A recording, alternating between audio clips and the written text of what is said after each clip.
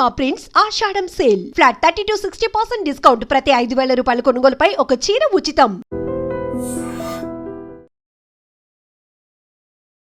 2021 సంవత్సరం ఏప్రిల్ 15వ తేదీన ఒక దారుణమైన ఘటన విశాఖ జిల్లాలో జరిగినప్పటికీ రాష్ట్రాన్ని వణికించేసినటువంటి హత్య నేర ఘటన.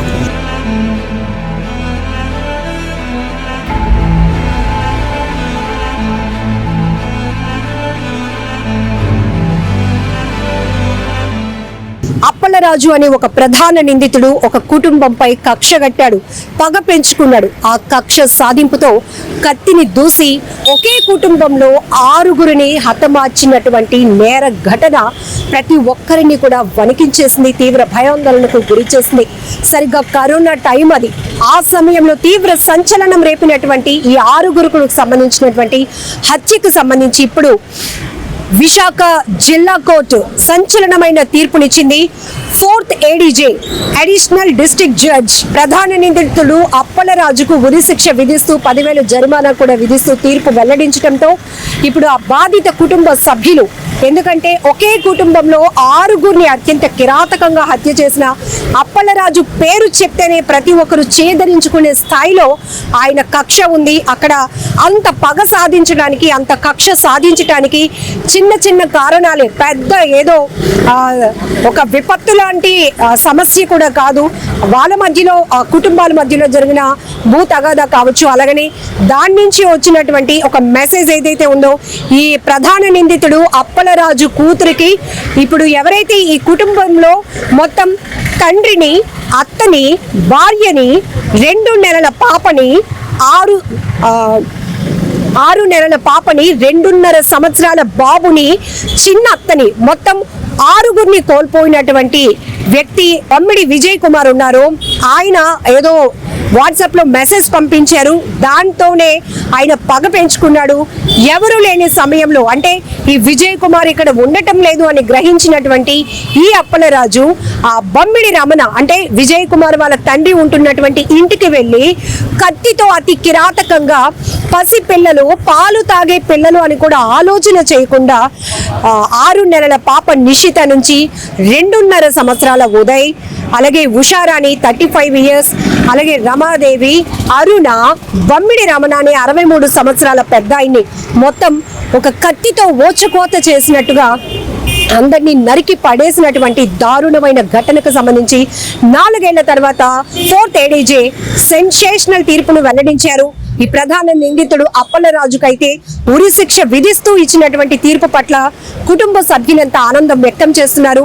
అప్పట్లో ప్రభుత్వం నుంచి కొన్ని హామీలు వచ్చినప్పటికీ కూడా నాకు మీరు ఇస్తున్న జాబ్ వద్దు, నా కొడుకు ఉన్న ఒక్క కొడుకుకి మీరు చదివిస్తానని హామీ వద్దు, కానీ ఇంతమందిని కోల్పోయినటువంటి నాకు సరైన న్యాయం సత్వరంగా జరగాలి అనే ఉద్దేశంతో ఆయన హైకోర్టుని అప్రోచ్ అయి ఫైట్ కొనసాగించారు. ఈ రోజు 4 ఏళ్ల తర్వాత సంచలనమైన తీర్పు వెల్లడి కావడంతో ఆ కుటుంబం అంతా ఒక రకంగా ఆనందం వ్యక్తం చేస్తోంది. కానీ 4 ఏళ్ల క్రితం జరిగిన హత్య నేర ఘటనలకు సంబంధించి ఆ దృశ్యాలు మళ్ళీ ఒక్కసారిగా వాళ్ళు గుర్తు చేసుకుంటూ తీవ్ర కన్నీటి పర్యంతమవుతున్న పరిస్థితి కూడా ఉంది. ఒకసారి వీళ్ళతో కూడా మనం మాట్లాడదాం.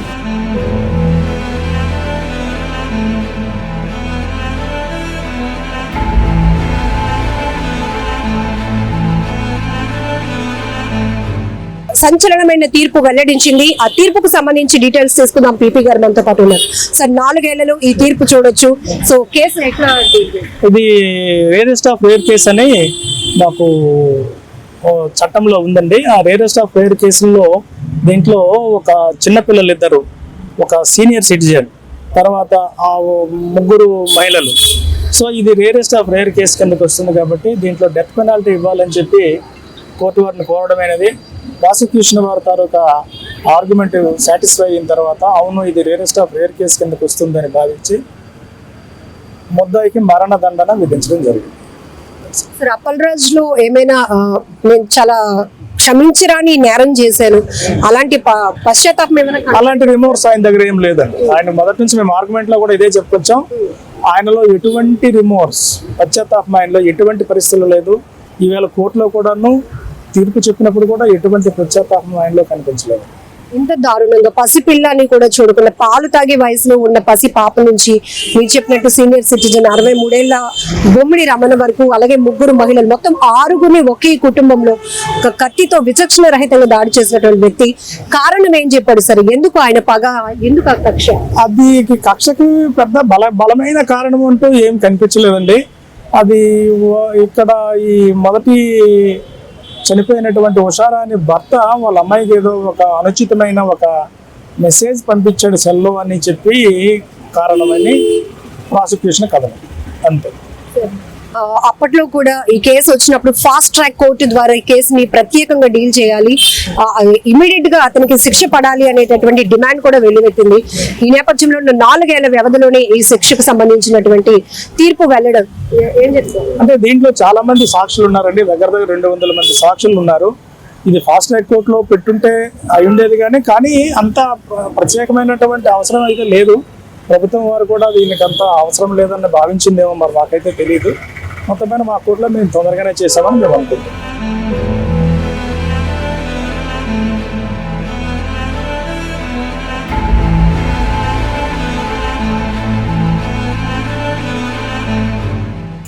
చూసాం ఈ కేసులో మొత్తం మీరు ఎంతమందిని అంటే అంతమందిని కోల్పోయారు.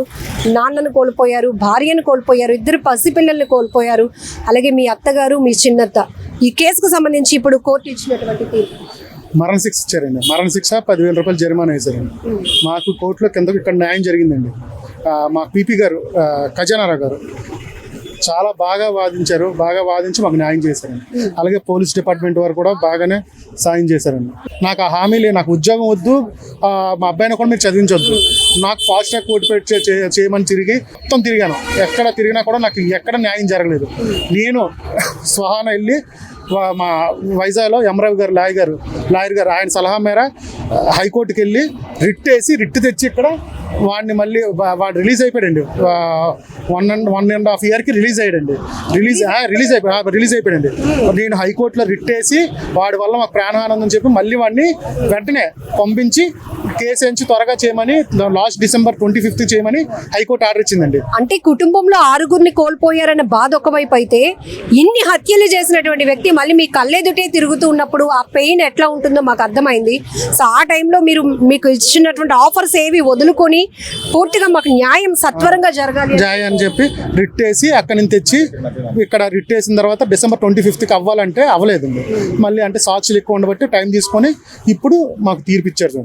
అయినా ఈ కేసులోని 2 ప్రధానంగా చెలిపోయిన కనకరాజు గారు, మా మాయ గారు, విశ్వనాథ్ అని కేసు అయిన కాడి నుంచి 5 సంవత్సరాల్లోనే ముద్దాయి వాయిదాకు వచ్చాడో లేదో తెలియదు కానీ ప్రతి వాయిదాకి అటెండ్ అయ్యి కేసు గెలిపేందుకు కారణం వీళ్ళిద్దరేనండి. ఒకసారి ఫొటోస్ చూస్తే ఎంత బాధాకరమో, ఒక్కసారిగా జిల్లానే కాదు రాష్ట్రాన్ని కూడా వణికించినటువంటి అతి ఘోరమైన నేర ఘటన ఇది. ఇక్కడ కనపడుతున్నటువంటి ఆ వ్యక్తే ఈ అప్పలరాజు. ఒక మానవత కోణాన్ని మరిచి నేను కూడా ఒక మనిషిని అనే విచక్షణ కోల్పోయి అతి కిరాతకంగా ఇవి మీరు చూస్తే కూడా మీ గుండెలు గుబులు మంటాయి. బట్ ఈ పిల్లలు 6 నెలలు పాప అండి, ఇందులో చూపిద్దాం. 6 నెలలు పాప. ఈ పాపని తల నరికేశాడండి మెడ.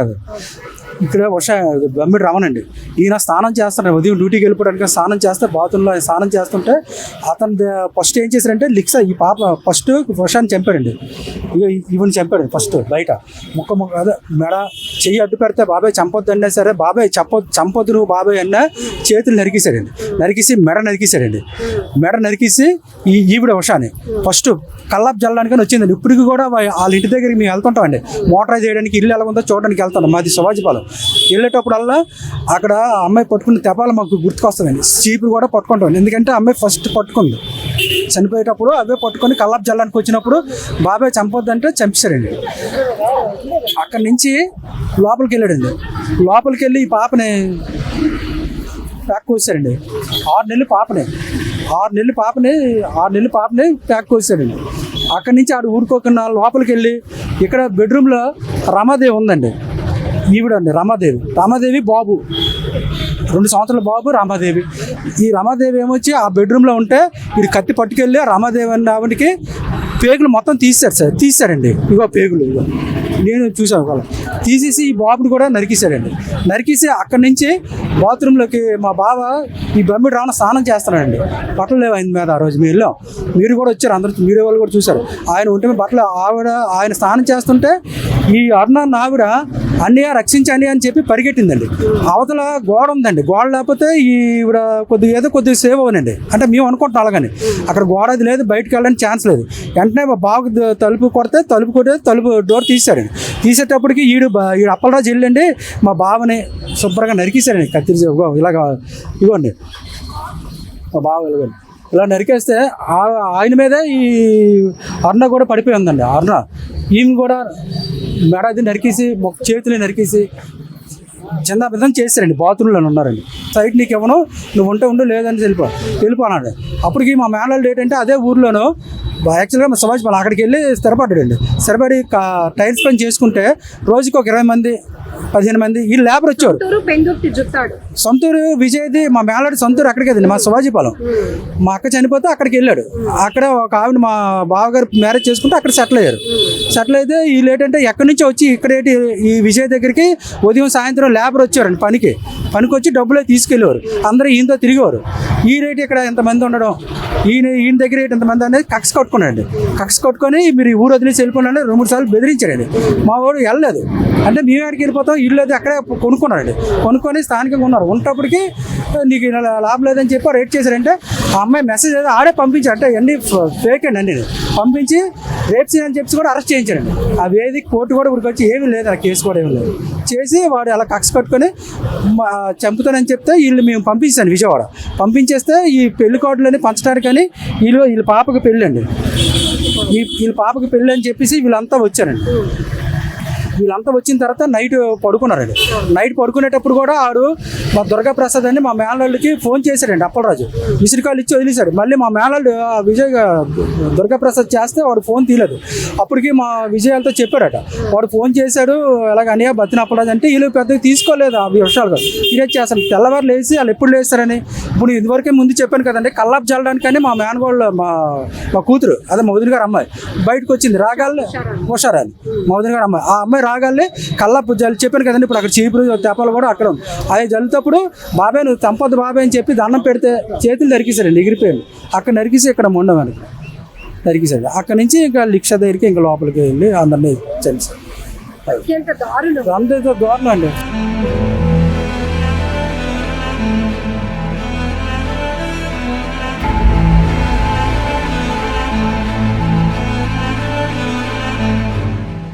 రమణ గారు మీ నాన్నగారు కదండి. ఈ కుటుంబంలో మీరు ఈ 6గురిలో ఎవరెవరిని కోల్పోయారు? మా వదిన, మా నాన్నగారు, మా మేనగోళ్ళు, మేనల్లుడు, 2 మేనత్తలు అతి దారుణంగా చంపేశారు మేడం. మా అన్నయ్యకి ఇప్పుడు ఎవరు లేకుంటే ఒంటరి దిక్కు అయిపోయింది మేడం. వండి పెట్టిన వాళ్ళు కూడా లేరు. ఆ పిల్లల్ని కూడా ఆటో వేసుకొని కష్టపడి ఇంట్లో వండుకొని పిల్లల్ని స్కూల్కి పంపించుకుని పరిస్థితి చేశాడు మేడం. ఇంట్లో 6 దిక్కు లేకుంటే వాడికి మేము బాగుండడం చూడలేక వాడు అలా చేశాడు మేడం. మా చిన్నప్పటి నుంచి మా అమ్మమ్మలు మా పెద్దమ్మలే పెంచారు మేడం. పెంచుకోవాలని మా నాన్నగారికి పెళ్లి చేయడంతో ఆ ఊరు వెళ్ళాం మేము. వెళ్ళిన తర్వాత మా అన్నయ్యకి పెళ్ళి అయిన తర్వాత మేము బాగుండడం చూసి వాడు చూడలేక అతి క్రూరంగా చంపేశాడు. మా మేనత్తని మధ్యకి చీరేశారు మేడం. చీరేసి పేగులు బయటకు మేనగోడలు పేక కోసి మరి చంపారు. మేనల్లుడు అందరూ మా నాన్నగారిని అయితే మొక్కలు చేస్తారు మేడం. వాడికి ఈరోజు గురుశిక్ష పడింది. మాకు చాలా సంతోషంగా ఉంది. ఆ లాయర్ గారికి శతకోటి నమస్కారాలు పెట్టారు. మాకు చాలా మంచి చేశారు. మాకు ఈరోజు న్యాయం జరిగింది. ఆ రోజు న్యూస్ కవరేజ్లో మేము వచ్చాం. మీ వదిన వాకిట్లు కడగడానికి ముగ్గు వేయడానికి వెళ్ళి 5 గంటలకి వేరే ఊరు వెళ్ళి మా నానమ్మ వారి ఊరు వెళ్ళి కార్డు వేద్దామనేసి తొందరగా లేసారు మేడం. వచ్చి వాకిలి కడి ముగ్గు వేద్దామంటప్పటికి వాడు అలా చేశాడు మేడం. వద్దు బాబాయ్ అని చెప్పి నమస్కారం పెడుతుంటే వాడు చెయ్యి నరికేశాడు. మేము ఆ టైంలో అక్కడ లేం మేడం, రాజమండ్రిలో ఉన్నాం. మేము వచ్చేటప్పటికి ఇలా జరిగింది. అంత పగ ఏంటి? పాలు తాగే పసిపిల్ల అని మనం చూస్తేనే తెలుసు. వాడు ఇదే కాదు మేడం, ఇంతకు ముందు కూడా వేరే హత్య కూడా చేశాడండి మేడం. మేము ఇంత మేడం ఆ ఊరు వచ్చి మేము బాగుపడిపోయామని చూడలేక భూమి సమస్యలోనే మాకు ఇలా చేశాడు మేడం. వాడికి మాత్రం శిక్ష వెంటనే ఇప్పుడు హైకోర్టుకి వెళ్ళింది అంటున్నారు కాబట్టి వెళ్తుంది కాబట్టి వాడికి బేగా ఉరిశిక్ష పడేలా చూడాలి మేడం. సో ఇప్పుడు మనకి జిల్లా కోర్టులో ఈ తీర్పు వచ్చింది మేడం. అవును మేడం. ఇప్పుడు హైకోర్టుకి వెళ్తే అక్కడ పడుతుంది అంటున్నారు కానీ బేగా పడేలాగా చేయాలి మేడం గవర్నమెంట్. కానీ ఈ ఘటన జరిగినప్పుడు ఇప్పుడు ఎవరైతే బాధితుడు బమ్మిడి విజయ్ కుమార్ గారు ఉన్నారో, బమ్మిడి రమణ అని విజయ్ కుమార్ గారు వాళ్ళ తండ్రి, ఉషారాణి అని విజయ్ కుమార్ వాళ్ళ భార్య, అలాగే నిషిత 6 నెలల పాప విజయ్ వాళ్ళ పాప, అలానే ఉదయ్ నందన్ తను బాబు ఒక ఎన్ని ఇయర్స్ ఉంటాయి, 2.5 ఇయర్స్ ఉంటాయి విజయ్ వాళ్ళ బాబు, అలాగే విజయ్ వారి అత్త రమాదేవితో పాటు చిన్నత్త గారు అరుణ. మొత్తం ఒక వ్యక్తి ఒక దారుణమైన ఘటనలో 6గురిని కోల్పోయారంటే ఆ ఘటన నుంచి కోలుకోవడం కూడా చాలా చాలా బాధ. మీకు ఉద్యోగం ఇస్తామని, లేకపోతే పిల్లలు ఒక్కగానొక బాబు మిగిలాడు, తను చదివించే బాధ్యతలు తీసుకుంటామని ఎన్ని హామీలు ఇచ్చినా లేదు. ఇవన్నీ నాకు కంటి తుడుపు చర్యలు మాత్రమే. కానీ నాకు నిజమైన న్యాయం జరగాలి అంటే ఎవరైతే ఇంత హత్యా నేరానికి పాల్పడి 6గురిని పొట్టను పెట్టుకున్నాడో, కత్తితో విచక్షణగా దాడి చేసిన వాడిని ఇమ్మీడియట్గా ఉరి తీయాలి అనేదే అతను 4 ఏళ్ల నుంచి ప్రధానమైన డిమాండ్గా కొనసాగిస్తూ ఈరోజు హైకోర్టుని అప్రోచ్ అయ్యి కూడా బెయిల్ పైన 1.5 సంవత్సరాలకే అతను బెయిల్ పై వచ్చి బయట తిరుగుతున్నాడు అప్పలరాజు. ఆ విషయాన్ని జీర్ణించుకోలేని వీళ్ళు మాకు ఎలాంటి సహకారాలు వద్దు కానీ వాడికి మాత్రం ఉరిశిక్ష వేయండి అంటూ ఫైట్ చేస్తూ వచ్చారు. ఈరోజు 4th ADJ విశాఖ జిల్లా కోర్టు నుంచి అయితే సంచలనమైన తీర్పు వెల్లడైంది. అప్పలరాజుకి ఉరిశిక్ష విధిస్తూ వచ్చినటువంటి తీర్పు పట్ల కుటుంబ సభ్యులు ఆనందం వ్యక్తం చేస్తున్నారు. మీరు ఆ రోజు ఒక్క బాబు మాత్రం మీతో ఉండిపోయాడు కదా, ఆ రోజు ఏం జరిగిందమ్మా? ఆ రోజు మేము వెళ్ళవలసిందండి వాళ్ళతో పాటు. కానీ ఆ రోజు మా ఆయన గారు ఉదయం నేను దింపుతాను, సింహాచలం వెళ్తాను, నిన్ను దింపుతాను, అక్కడ దింపేసి నేను వెళ్తాను అన్నగానే నేను ఉండిపోయానండి. నేను ఉండిపోయానని తను ఉండిపోయాడు, అబ్బాయి ఉండిపోయాడు.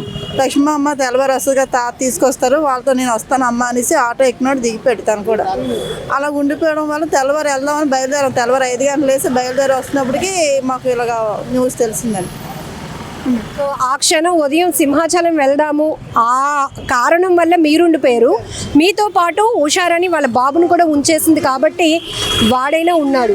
లేదంటే ఆ బాబు కూడా ఆడికి దక్కపోను. ఆ మెయిన్ కారణం ఏంటంటే ఆ ఊరు వెళ్ళి విజయ్ కిరణ్ హోదాగా బతకడం, స్థలం కొనుక్కొని ఇల్లు కట్టుకొని ఒక హోదాగా బతికాడు. అక్కడ ఒక హోదాగా ఉండడం చూడలేక ఆ ఇల్లుని కూడా అడిగాడంట. 3 లక్షలు ఇస్తాను ఇల్లు ఇచ్చి నాకు, లేదంటే నేను ఊర్లో ఉంచుకుని చేస్తాను అని ఏటేటో చెప్పాడంట. అలాగే చేశాడు. లాస్ట్కి ఆ ఊరు వదిలి చెలిపెట్టేట్టే చేశాడు. ఆ కుటుంబమే లేకుండా చేశాడు.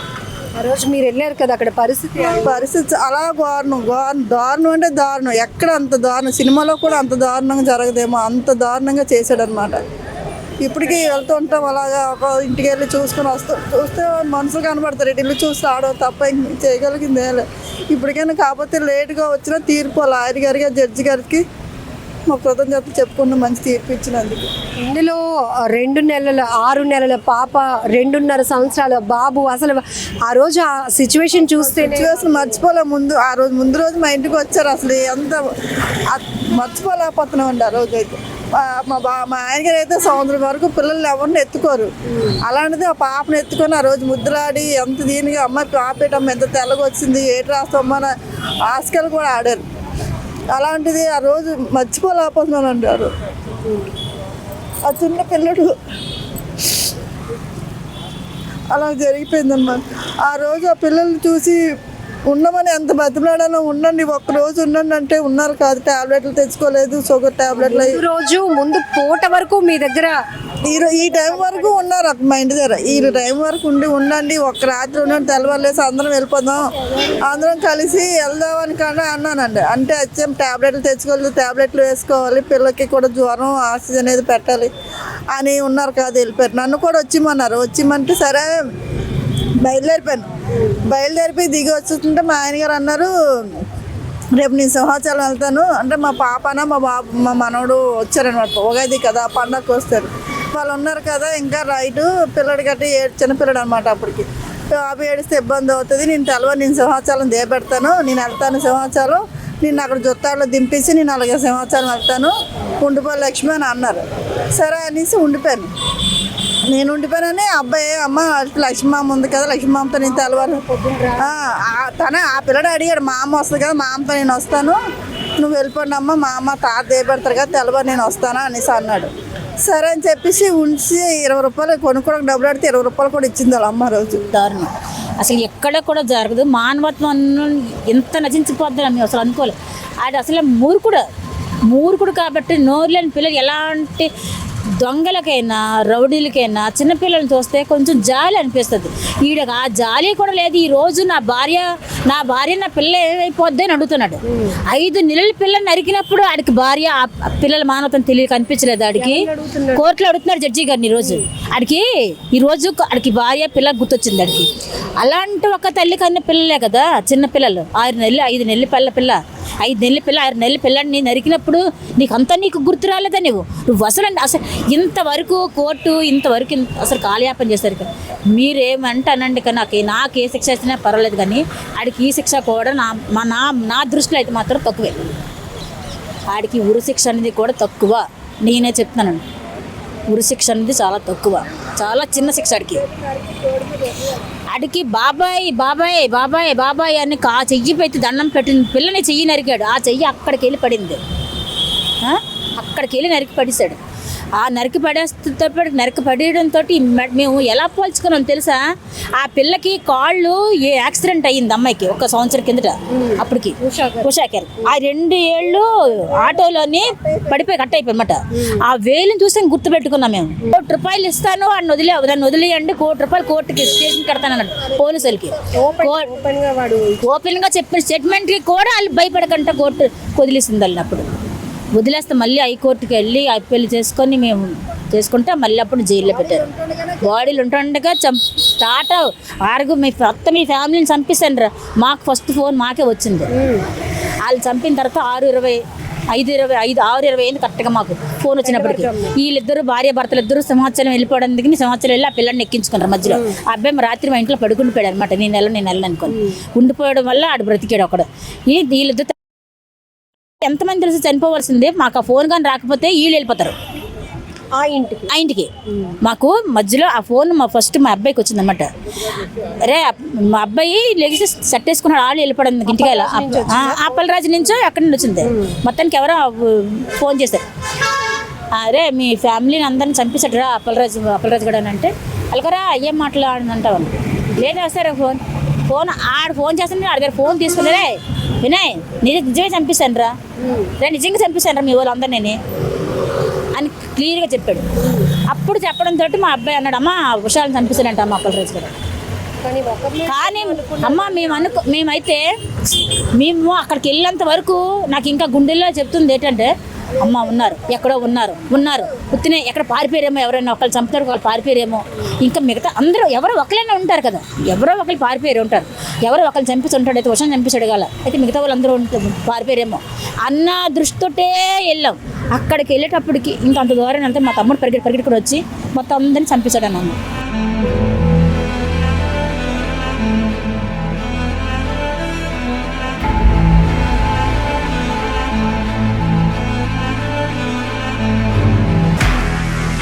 నిజంగా ప్రస్తుతం ఉన్నటువంటి సమాజం దేనికి ప్రయారిటీ ఇస్తుంది?